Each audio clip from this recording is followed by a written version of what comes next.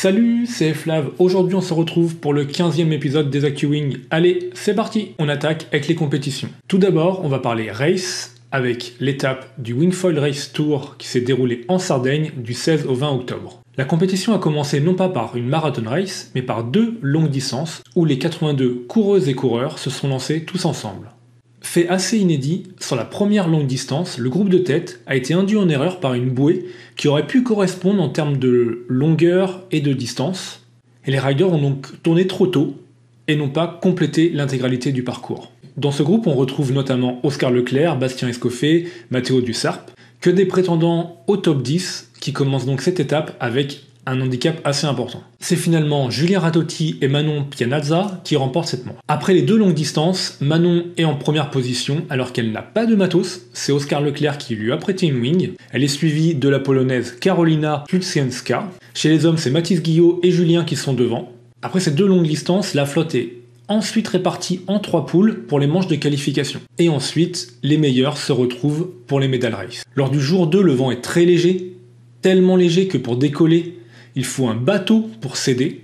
Alors j'y avais pas pensé, mais oui, c'est quand même beaucoup plus facile pour décoller avec une front wing de la taille d'un stab dans 6 nœuds, mais pas vraiment faire pour ceux qui n'ont pas de bateau accompagnateur. Les frères Guillot, Mathis et Romain, ainsi que la finlandaise Monika Mikola, ont porté protestation contre l'organisation pour des conditions non adéquates ou un mauvais mouillage du parcours avec des bouées positionnées dans des zones sans vent. Certaines manches ont été annulé suite à ces protestes. Vous avez ici la requête de la finlandaise. En gros, il y avait 8-9 nœuds. Sur les 19 riders, seuls 6 volaient, mais avaient été aidés d'un bateau pour décoller. Et personne n'a atteint la première bouée en moins d'1 minute, comme le stipule le règlement. Le comité de course aurait dû donc annuler la manche, ce qui a été fait a posteriori par le comité de réclamation. Ces conditions de course montrent bien que pour boucler toutes les manches, ce n'est pas si facile, même si le wingfoil marche quand même avec du vent assez faible. Ça m'interroge aussi sur l'intérêt et la représentativité d'une course courue dans 8 nœuds. Après les manches de qualification, on retrouve aux avant-postes le Polonais Kamil Manowiecki, suivi de Mathis, Francesco Capuzzo et Alessandro Tomasi. Chez les filles, on retrouve Manon, qui a gagné quasiment la moitié de ses courses, suivi de Madelena Spanou, Nia Suardiaz et Karolina Lusenska. Malheureusement, le vent fera défaut pour les medal race, permettant uniquement de courir la première demi-finale femmes, qui sera remportée par l'italienne Marta Monge, mais cela ne changera pas le classement, c'est Manon qui remporte l'étape, suivi de Maddalena et Nia. Chez les hommes, pas d'évolution, c'est Camille, suivi de Mathis et Francesco, qui montent sur le podium. Pour une fois, on a eu un live de cette étape Wingfoil Racing, ce qui a permis de voir l'intégralité de la course, et je voudrais revenir sur les départs, car je les ai trouvés super impressionnants, avec des riders qui partent tribord, c'est-à-dire qu'ils ont la priorité, mais aussi des riders bâbord, donc qui vont s'engager sans la priorité, et les riders se croisent au top départ, et c'est vraiment impressionnant. On a l'impression qu'ils vont se rentrer dedans.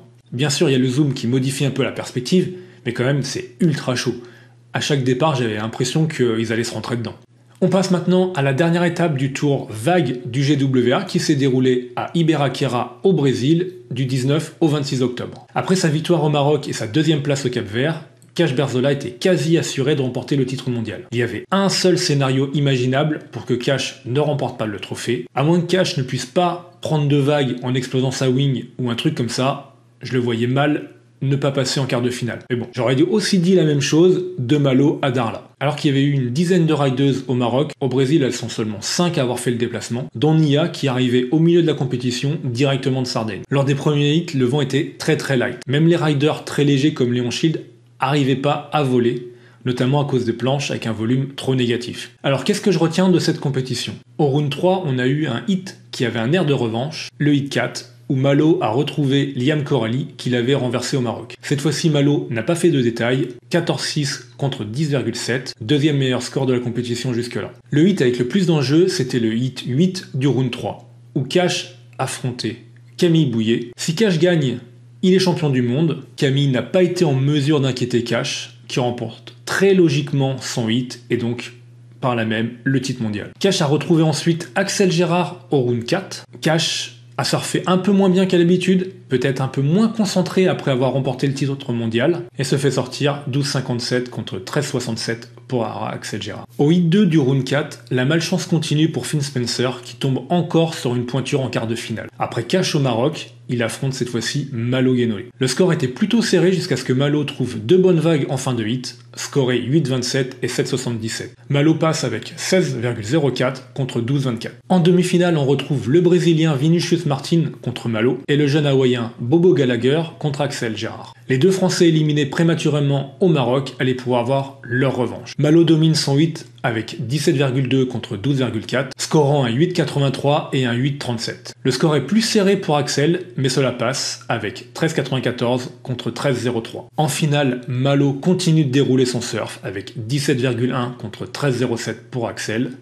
Malo remporte donc l'étape, suivie d'Axel et de Bobo. Je retiens aussi de cette étape la belle performance de Chucho Noot, qui était déjà en forme au Maroc où il avait fini 9ème en sortant Axel Gérard au round 2. Et il fait là aussi une belle performance au Brésil en finissant 5ème. Cela lui permet d'être 11ème mondial en rattrapant sa mauvaise perf du Cap-Vert. Mention spéciale à Bobo Gallagher qui finit 3ème pour sa première compétition, confirmant ainsi qu'il déchire vraiment et pas que à Hawaï. Mention spéciale aussi à Vinicius qui confirme sa belle perf de Darla, avec là aussi une 4ème place. Chez les filles, le suspense pour le titre mondial ne pouvait pas être plus faible. Elena Moreno, en venant au Brésil, après avoir remporté les 2 premières étapes, était assurée d'être championne du monde. Au final, il n'y aura eu que très peu de hits chez les filles. Hit 1 du round 1, Nia n'étant pas encore arrivé, c'est donc Bowie van der Linden qui passe. Le hit 2 du round 1 opposait Elena Moreno à Ava Sergaston et Charlotte Carpentier. C'est Elena qui passe directement en semi-finale avec 10,87. L'américaine Ava Sergaston sortira 5,90 points,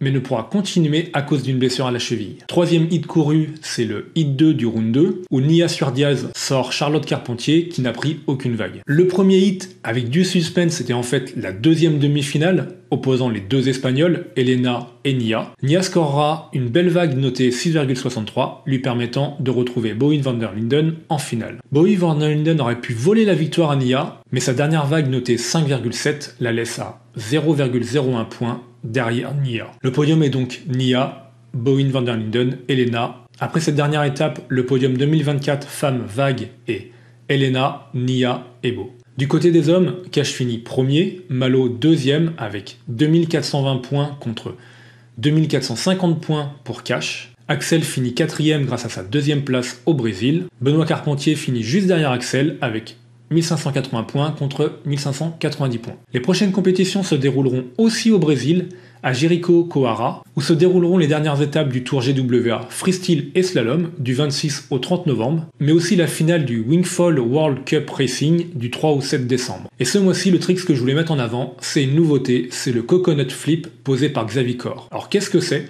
C'est en fait un backflip frontside 540, soit un backflip avec un frontside 540 posé dans la descente. On note que le 3ème 180 degrés est un peu réalisé sur l'eau, mais c'est quand même super impressionnant. Mais surtout, cela ouvre la voie à des tricks avec autre chose qu'un frontside 360.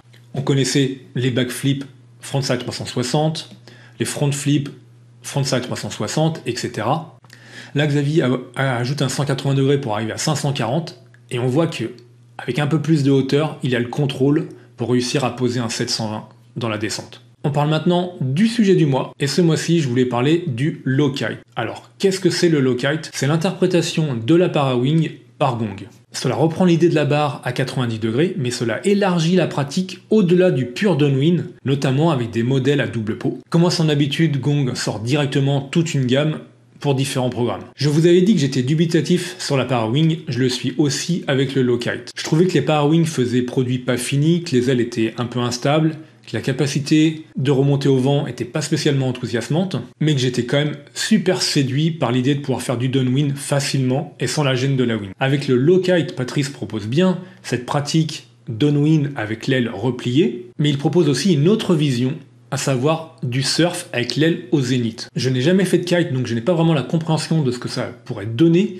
avoir l'aile au zénith en surf, en termes de traction. Mais pour l'instant, visuellement, cela m'attire pas vraiment, et puis l'idée c'était vraiment de faire disparaître la wing. Avec la para-wing, on nous vendait le rêve de surfer sans rien dans les mains, pas de pagaie, pas de wing, rien du tout, pour se rapprocher d'un ride en surfoil sans fin. Là, avec une aile au zénith, j'ai du mal à voir l'avantage par rapport à la wing. Patrice pousse aussi pour une pratique plus freeride. Là aussi, les avantages ne sont pas flagrants par rapport à du kitefoil ou de la wing. Autre point qui me fait un peu peur, c'est les ailes à double pot. Gong annonce que c'est plus performant, plus stable.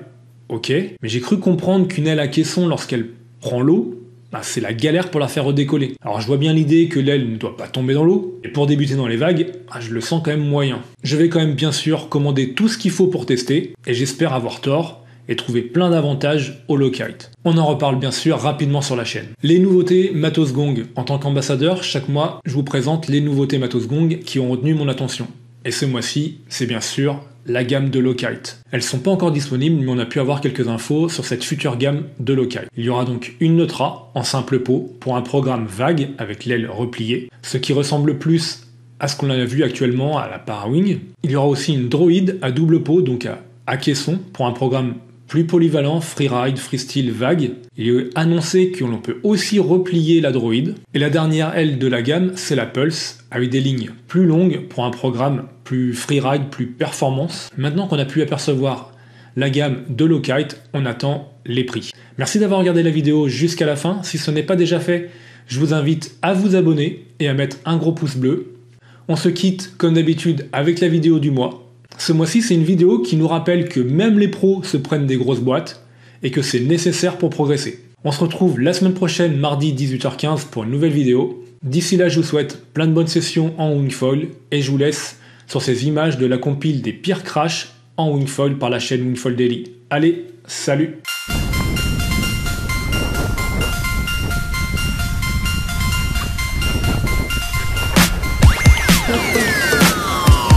Aïe aïe aïe aïe aïe aïe.